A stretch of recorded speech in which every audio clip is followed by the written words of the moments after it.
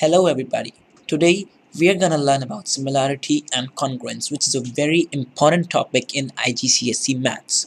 Before starting, let me tell you that please subscribe to our channel and do press the bell icon so that whenever we upload something new, you come to know about it as soon as possible. So let's begin. So first, let's talk about similarity.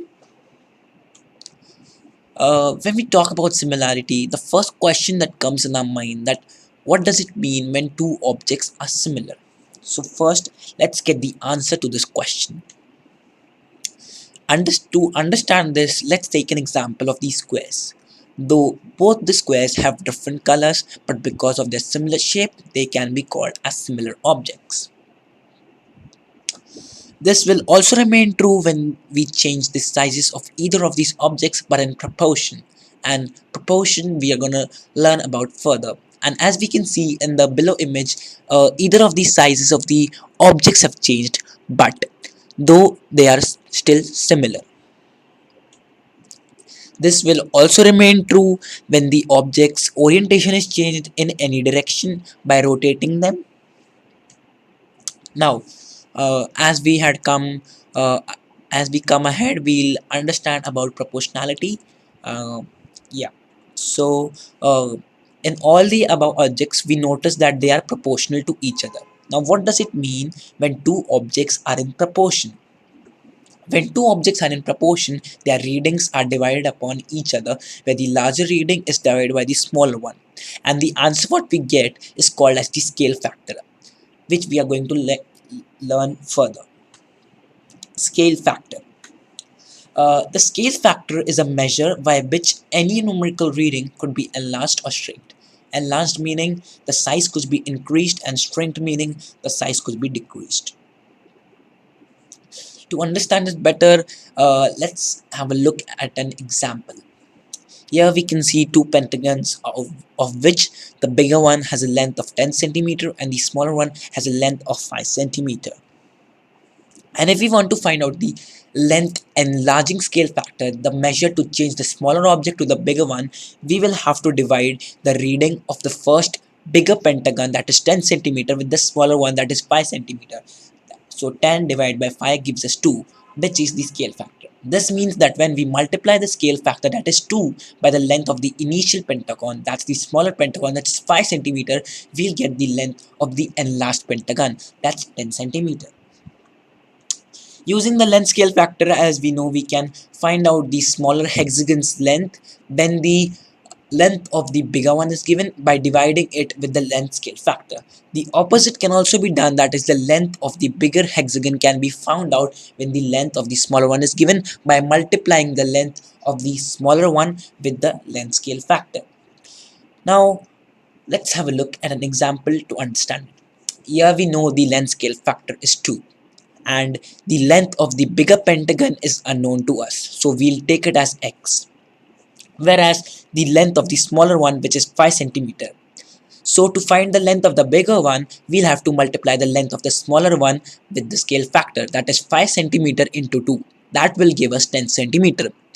And to learn about the opposite one, we have taken the same example, but here the length of the smaller one is unknown and the length of the bigger one is 10, and again the length scale factor is 2. So to find the length of the smaller pentagon, we'll take the bigger pentagon's length and divide it by the smaller one, by the scale factor, that is 10 divided by 2, which gives us 5 centimeter. Now you must be thinking that does this scale factor thing also work for area and volume? Yes, it does. So first, let's understand about area scale factor. Area scale factor. To find the area scale factor with the help of the length scale factor, we have to do just take the square of the length scale factor. The opposite of can be also done, that is finding out the length scale factor with the help of the area scale factor, and that can be done by taking the square root of the area scale factor. Now let's understand this by an example. The length scale factor of two pentagons is 2 and the area scale factor, which is unknown to us, we'll take it as x. So to find it, we'll take the square of the scale factor, length scale factor. So 2 square, that is 4. Now if we want to find out the length scale factor using the area scale factor, we'll take the square root of 4. And one more thing, that it will not be plus minus square root but only plus, because it's length and length is always a positive number. So the square root of 4 is equal to 2. Using the area scale factor, we can find out the smaller hexagon's area when the area of the bigger one is given. And this can be done by dividing the area of the bigger one with the scale factor. The opposite can also be done, that is finding out the bigger hexagon's area by multiplying it with the scale factor to find out the, yeah, I'm sorry, the opposite can also be done, that is finding out the area of the bigger hexagon when the area of the smaller hexagon is given by multiplying it with the scale factor. For example, here the area scale factor is 4 and the area of the bigger pentagon is 25 centimeters square. But we don't know the area of the smaller one. So what we will do is we'll multiply the smaller one's area with the scale factor, that is 25 centimeter into 4. That will give us 100 centimeters square. In the next example, the area of the smaller one is unknown, whereas the area of the bigger one is 100 centimeters square. So to find out the smaller one's area, we'll take the bigger one and divide it by the scale factor, that is 100 divided by 4, which gives us 25 centimeters square. For the volume scale factor, it's almost same as the area scale factor, but instead here the length scale factor is cubed instead of getting squared. And when we need to find the length scale factor using the volume factor, volume scale factor, we'll take the cube root of the volume scale factor to find the scale factor of length. So for an example, we know that the length scale factor of two similar 3D shapes is 2. So the volume scale factor will take the cube of the length scale factor, that is 2 cube, that gives us 8. To find out the volume scale factor of two similar 3D shapes, that is 8, length scale factor, if we need to find out the length scale factor, we'll take the cube root, again only plus, because length is always positive. So the cube root of 8 is 2. That is the length scale factor. Now the use of volume scale factor is to find out the smaller shape's volume when the volume of the bigger one is given, just by dividing the volume of the bigger one with the volume scale factor. The opposite can also be done, that is finding out the bigger one's volume scale factor when the volume of the bigger shape when the volume of the smaller one is given by multiplying it with the volume scale factor.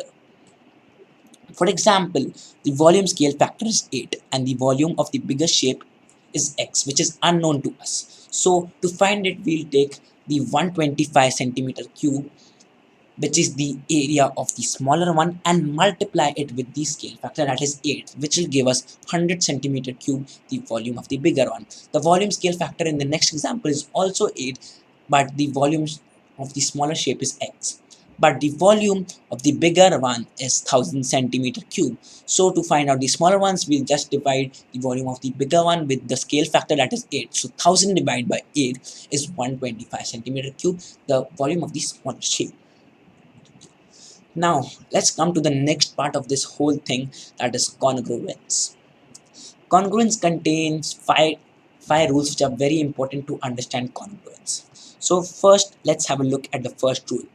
Rule 1, called as the side rule, SSS.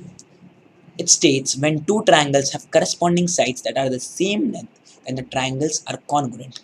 For example, in the below diagram, we can see that triangle ABC and EDF. We have two triangles.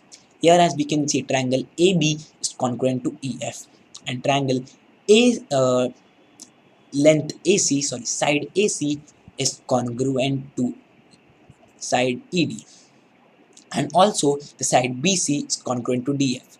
Hence, we can say triangles ABC and triangles DEF are congruent. Now let's look at the second rule, that is side angle side SAS. It states that when two triangles have two corresponding sides of the same length and the angle between them is also the same size, then the triangles are congruent. For example, in the below diagram, we have two triangles XYZ and PQR.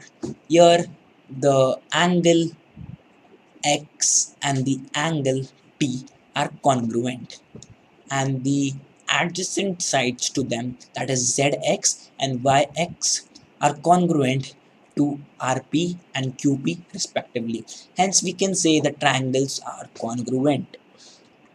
The third rule: when two triangles have a pair of corresponding angles of the same size and the length of the side between the two triangles is also the same length, then the triangle will be congruent. For example, LMN triangle and JIH.